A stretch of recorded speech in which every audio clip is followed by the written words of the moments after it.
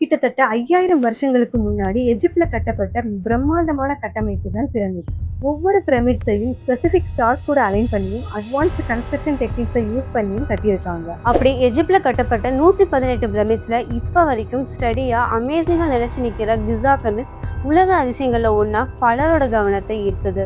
அதே சமயம் அந்த பிரமிட்ஸோட அமைப்பு, அது கட்டப்பட்ட விதம், இதெல்லாம் இன்னும் நம்மள வியக்க வச்சுட்டு தான் இருக்கு. அப்படி இருக்கப்ப இப்ப ரீசெண்டா ப்ரொஃபசர் கொரோடா மலாங்கா அப்படின்ற சயின்டிஸ்ட் அவரோட இட்டாலி அண்ட் ஸ்காட்லாண்டை சேர்ந்த ரிசர்ச் டீம் கூட சேர்ந்து பிரமிட்ஸ் பத்தி புதுசா ஒரு விஷயத்த சொல்லியிருக்காரு. அதாவது எஜிப்ட்ல இருக்கிற இந்த பிரம்மாண்டமான பிரமிட்ஸ்க்கு அடியில ஒரு மிகப்பெரிய சிட்டி இருந்ததாகவும், அங்க வாழ்ந்த மக்களோட வாழ்வாதாரத்துக்கு அடிப்படையா பல வளங்கள் அந்த பிரமிட்ஸ்க்கு கீழே மண்ணுக்கடியில ரொம்பவே ஆழமான இடத்துல புதஞ்சு கிடக்கிறதாவும் ஒரு பிரஸ் மீட் அரேஞ்ச் பண்ணி அஃபீஷியலா சொல்லியிருக்காரு. இன்னொரு பக்கம் அவரோட ஸ்டேட்மெண்ட்டை எஜிப்ட் ஆர்கியாலஜிஸ்டும் எஜிப்டாலஜிஸ்டும் அப்படி இருக்க வாய்ப்பே இல்லைன்னு ஸ்ட்ராங்கா மறுத்துறாங்க. ஆனா அதே அளவுக்கு ஸ்ட்ராங்கா ப்ரொஃபசர் கொரோடாவும் அவர் சொன்னது உண்மை அப்படின்னும் அதுக்கான சயின்டிஃபிக் ப்ரூஃப்ஸ் அவர்கிட்ட இருக்கிறதாவும் சொல்லியிருக்காரு.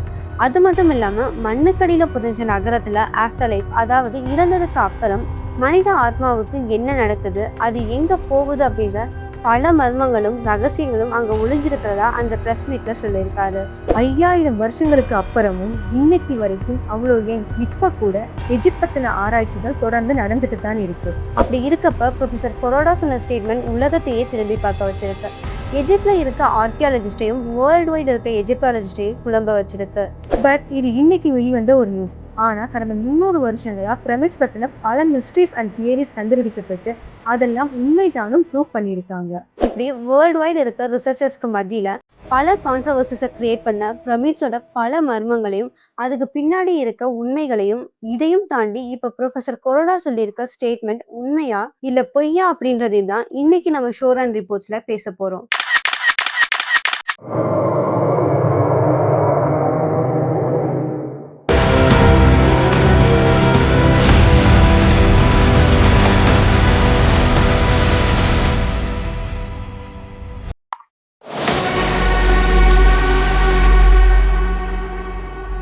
எஸ்ஏஆர், அதாவது சிந்தட்டிக் அபேச்சர் ரேடார் அப்படின்ற டெக்னாலஜியை யூஸ் பண்ணி ஸ்பேஸ்ல இருந்து பூமியில இருக்க பிரமிட்ஸை ஸ்கேன் பண்ண ப்ரொஃபசர் கொரோடாவோட ரிசர்ச் டீம் அந்த பிரம்மாண்டமான பிரமிட்ஸ்க்கு அடியில பல வளங்கள் கொண்ட மிகப்பெரிய நகரத்தை கண்டுபிடிச்சதா சொல்றாங்க. அதாவது 5100 வருஷங்களுக்கு முன்னாடி வாழ்ந்த மக்களும் அவங்களோட நகரமும் பிரமிட்ஸ்க்கு அடியில புதைஞ்சு கிடக்கிறதா அவங்க சொல்லியிருக்காங்க. அப்படி பார்த்தா 5000 வருஷத்துக்கு முன்னாடி கட்டப்பட்ட இந்த பிரமிட்ஸை பத்தி கடந்த 300 வருடங்களா தான் ரிசர்ச் பண்ணப்பட்டு வருது.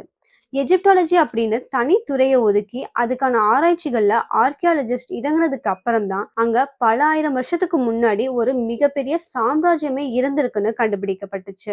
அப்படி தனியா ஒரு துறையவே ஒதுக்குற அளவுக்கு அங்க பல மர்மங்களும் அதிசயங்களும் கொட்டி கிடக்கு. அந்த விஷயங்கள் எல்லாம் வெளியே தெரிய வர வர ஆராய்ச்சியாளர்களுக்கு மத்தியில பிரமிட்ஸ் எப்படி கட்டப்பட்டுச்சு, எதுக்காக கட்டினாங்க, அண்ட் அதுல சில பிரமிட்ஸ் மண்ணுல புதைஞ்சு போயிருந்தாலும் கிசா மாதிரியான சில பிரமிட்ஸ் மட்டும் பல ஆண்டுகளை தாண்டியும் இவ்வளோ ஸ்ட்ராங்கா எப்படி நிலைச்சு நிக்குது, அதை யாரு கட்டினாங்க, இப்படி பல கேள்விகள் ரைஸ் ஆகுது. இந்த எல்லா கேள்விகளுக்குமான பதில்களை கண்டுபிடிக்கிற பயணமா இருக்கிறது தான் எஜிப்டாலஜிஸ்டும் ஆர்கியாலஜிஸ்டும் இப்ப வரைக்கும் தொடர்ந்து நடத்துற பல ஆராய்ச்சிகள். அதுக்கான முதல் படியா ரிசர்ச்சர்ஸ் கண்டுபிடிச்சதுதான் பிரமிட்ஸ்குள்ள இருந்த எஜிப்ட் மன்னர்களோட கல்லறைகள். எஸ், எஜிப்ட் மன்னர் குஃபுக்கான கல்லறையா 147 மீட்டர் ஹைட்ல கட்டப்பட்டதுதான் இந்த கிசா பிரமிட். எஜிப்ட் மன்னர்களோட 4வது டைனாஸ்டியில, அதாவது கிமு 2584 கட்ட ஆரம்பிச்ச இந்த பிரமிடோட கன்ஸ்ட்ரக்ஷன் கிமு 2561 தான் பினிஷ் ஆனது. டோட்டலா 23 வருஷங்களா ஆயிரக்கணக்கான வேலையாட்களை வச்சு கிசா பிரமிட்ஸ் கட்டப்பட்டிருக்கு. ஆஃப்டர் லைஃப்ல அதிக நம்பிக்கையோட இருந்த எஜிப்ட் பீப்புள் மம்மிஃபிகேஷன் மூலமா இறந்து போனவங்களோட ஆத்மாவை அழிஞ்சு போறதை தடுக்கலாம் அப்படின்ற நம்பிக்கையை அடிப்படையா வச்சு உருவாக்குனதுதான் இந்த பிரமிட்ஸ். அரச பரம்பரையை சேர்ந்தவங்க இறந்து போனா அவங்களோட இறந்த உடலுக்கு செய்ய வேண்டிய சடங்குகளை செஞ்சு மம்மிஃபிகேஷன் டெக்னிக்ஸ் முடிஞ்சதுக்கு அப்புறம் தான் அந்த பாடியை புதைச்சாங்க. பொதுவா இந்த மம்மிஃபிகேஷன் ப்ராசஸ்ல என்ன நடக்கும்னா, டெட் பாடியில இருக்க எல்லா இன்டர்னல் ஆர்கன்ஸையும் ரிமூவ் பண்ணிட்டு அந்த பாடியை நேட்ரான் ஆர் நேச்சுரல் சால்ட்டால கவர் பண்ணி டீஹைட்ரேட் பண்ணுவாங்க. அடுத்ததா அந்த டீஹைட்ரேட்டட் பாடியை ப்ரிசர்வ் பண்றதுக்காக அது ரெசின் கோட்டட் பேண்டேஜ்னால ரேப் பண்ணப்படுது. தென் இறந்து போனவங்களோட ஐடென்டிட்டியை ப்ரொடெக்ட் பண்றதுக்காக அந்த பாடியோட ஃபேஸை கோல்ட் ஆர் மற்ற மெட்டீரியல்ஸ் மூலமா செஞ்ச மாஸ்க்னால கவர் பண்ணி கடைசியில அந்த மம்மியை கொஃபின் ஆர் சார்கோஃபேகஸ்ல வச்சு புதைச்சாங்க. அது கூடவே ஆஃப்டர் லைஃபுக்காக இறந்தவங்களுக்கு தேவைப்படுற உணவு, துணி, நகைகள் மாதிரி சில பொருட்களையும் அந்த கல்லறையில புதைக்கிறாங்க. ஆரம்பத்துல அதாவது மன்னர் குஃபுக்கு முன்னாடியும் பல ராஜாக்களோட டெட் பாடிஸ் இப்படி புதைக்கப்பட்டு அந்த கல்லறைகளை பாதுகாக்கிறதுக்காகத்தான் பிரமிட்ஸ் கிரியேட் பண்ணப்பட்டுச்சு. ஆனா காலங்கள் நகர நகர பிரமிட்ஸ் அப்படின்றது அந்த டைனாஸ்டியோட பெருமையா பார்க்கப்பட்டுச்சு.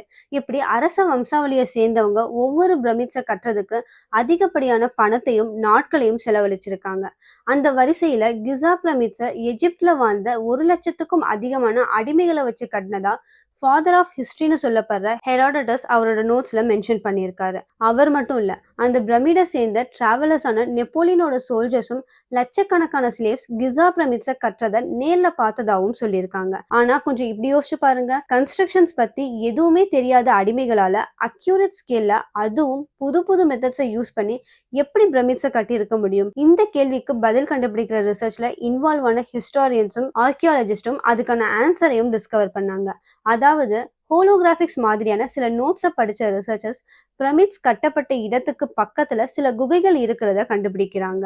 அது அப்ராக்சிமேட்டா 1500 இருந்து 2000 மனுஷங்க வரைக்கும் தங்குற அளவுக்கு பெருசா இருந்திருக்கு. அது மட்டும் இல்லாம பிரமிட் சைட்க்கு பக்கத்துல இருக்க ஹெய்டல் குராப் அப்படின்ற இடத்துல தோண்ட ஆரம்பிச்ச எஜிப்ட் ஆர்கியாலஜிஸ்ட்க்கு அங்க அதிக அளவுல எலும்புக்கூடுகள் கிடைக்குது.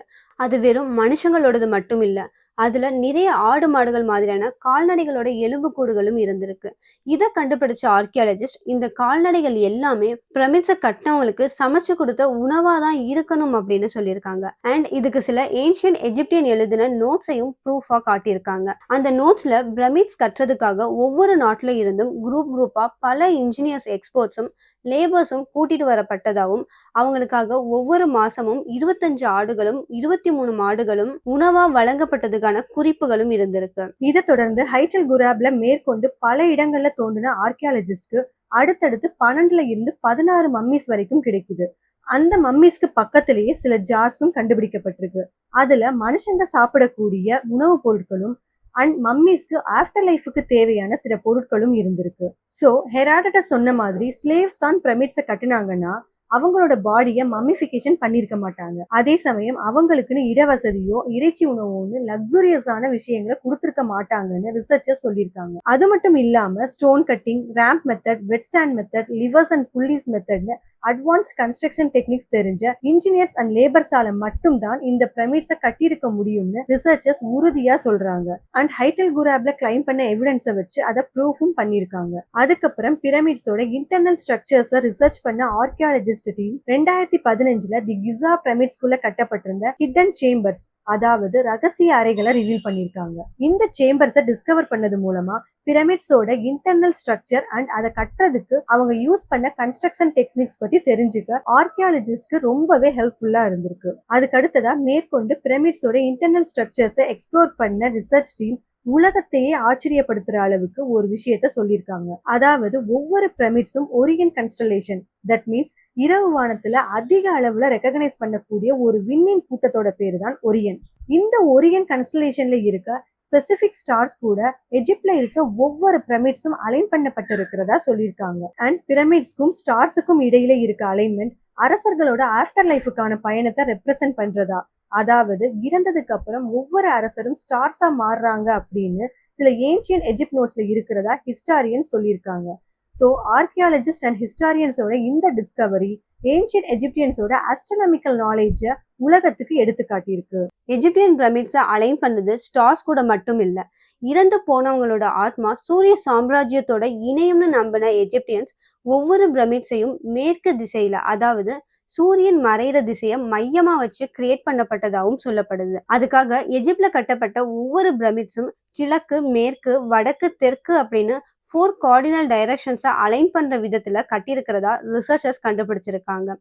இது மூலமா 5000 வருஷத்துக்கு முன்னாடி வாழ்ந்த எஜிப்டியன்ஸோட சர்வேயிங் ஸ்கில்ஸ், அதாவது கணக்கெடுப்பு திறன் நமக்கு தெரிய வருது. பல வருஷங்களுக்கு முன்னாடியே எஜிப்ட் ஹிஸ்டாரியன்ஸ் பெரிய பெரிய லைம் ஸ்டோன்ஸை, அதாவது சுண்ணாம்பு கற்களை வச்சுதான் பிரமிட்ஸை கட்டினாங்க அப்படின்னு சொல்லியிருக்காங்க. பட் அடுத்தடுத்த ஆராய்ச்சி பண்ண ஆர்கியாலஜிஸ்ட் இந்த லைம் ஸ்டோனை ஏன்ஷியன்ட் எஜிப்டியன்ஸ் எங்க இருந்து கிளைம் பண்ணாங்க அப்படின்றதையும் கண்டுபிடிச்சிருக்காங்க. நைல் நதிக்கு பக்கத்துல இருக்க ஆஸ்வான் குவாரில இருந்துதான் லைம்ஸ்டோன் எடுக்கப்பட்டதாகவும் அதுக்கு ஆதாரமா அந்த குறிப்பிட்ட இடத்துல லைம்ஸ்டோன்ஸ் இருந்ததுக்கான ட்ரேசஸையும் கண்டுபிடிச்சிருக்காங்க.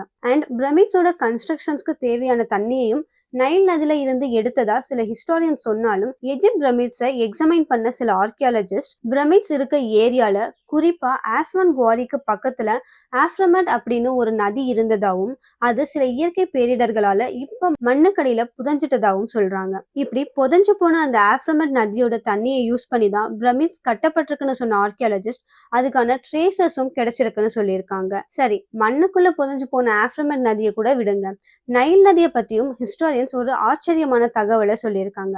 அதாவது இயற்கையாவே ப்ளூ கலர்ல இருக்க நைல் நதியை நம்ம தமிழர்கள் நீல நதி அப்படின்னு சொல்லியிருக்காங்களாம். எஜிப்ட் பிரமிட்ஸ்ல பொறிக்கப்பட்ட கல்வெட்டுகளை ஆராய்ச்சி பண்ண ஹிஸ்டாரியன்ஸ் அதுல சில தமிழ் வார்த்தைகளையும் பார்த்திருக்காங்க. அதுல ரொம்பவும் முக்கியமானது நீலி அப்படின்ற தமிழ் வார்த்தை. இது கல்வெட்டுகள்ல மட்டும் இல்ல, சில எஜிப்ட் ரைட்டர்ஸோட நோட்ஸ்லயும் நைல் நதி நீலேன்னு மென்ஷன் ஆயிருக்கு. இதை கவனிச்ச சில ஹிஸ்டாரியன்ஸ் எஜிப்தியன்ஸோட மூதாதையர்கள் தமிழர்களா இருக்கலாம்னு சொல்லியிருக்காங்க. அதாவது குமரிகண்டம் கடல்ல மூழ்கிற சமயத்துல அங்க இருந்து தப்பிச்ச சிலர் எஜிப்டுக்கு வந்திருக்கலாம்னு சில ஹிஸ்டாரியன்ஸ் அவங்களுக்கு கிடைச்ச இந்த ப்ரூஃப்ஸை வச்சு சொல்றாங்க. அதே மாதிரி 1936 பிரெஞ்சு இன்ஜினியர் எம்லி பண்ண அகழ்வாராய்ச்சியில கிசா பிரமிட்ஸ்க்கு பக்கத்துல புலியோட உடல்ல மனுஷனோட தலை இணைஞ்சிருக்க மாதிரியான இந்த பிரம்மாண்டமான ஸ்டாச்சு கண்டுபிடிக்கப்பட்டிருக்கு. தி கிரேட் ஸ்விங்ஸ்னு சொல்லப்படக்கூடிய இந்த ஸ்டாச்சு அப்ராக்சிமேட்லி 73 மீட்டர் லென்த்ல பிக் அண்ட் சிங்கிள் ஸ்டோனா இருந்திருக்கு. இப்படி இவ்வளவு பிரம்மாண்டமா செதுக்கப்பட்ட இந்த ஸ்டாச்சுவோட பர்பஸும் அதோட எக்ஸாக்ட் ஏஜும் இன்னமும் கண்டுபிடிக்கப்படல. ஸ்விங்ஸ் பத்தி எந்த இன்ஃபர்மேஷனுமே கிடைக்காததால அது பத்தின ரிசர்ச்சஸ்ல இன்வால்வ் ஆன ஹிஸ்டாரியன்ஸ் இப்ப வரைக்கும் தலைய பிச்சுக்கிறாங்க. அதுல சிலர் இது பிரமிட்ஸோட கார்டியனாவோ ஆர் எஜிப்தியன்ஸோட வழிபாட்டு சின்னமாவோ இருக்கலாம்னு சொல்றாங்க. இப்படி பல மிஸ்ட்ரீஸும் ஹிஸ்டரிஸும் பிரமிட்ஸை சூழ்ந்திருக்க, இப்ப ப்ரொஃபசர் கொராடோ கண்ணுக்கு தெரிஞ்ச பிரமிட்ஸை ஸ்டடி பண்ற நாம அதுக்கு கீழே புதைஞ்சு கிடக்குற ஒரு பெரிய நகரத்தையே எக்ஸ்ப்ளோர் பண்ணாம விட்டுட்டோம்னு சொல்லியிருக்காரு. அது மட்டும் இல்லாம மனிதர்களோட ரகசியங்களும் மறுவாழ்வுக்கான ஆதாரங்களும் அந்த நகரத்துலதான் மறைஞ்சிருக்கு அப்படின்னும் அவரோட டீம் சொல்லியிருக்காங்க. அதுவும் அந்த நகரம் சும்மா 100 அடி ஆழத்திலேயோ 200 அடி ஆழத்திலேயோ கிடையாது, கிட்டத்தட்ட 2000 அடி ஆழத்துல.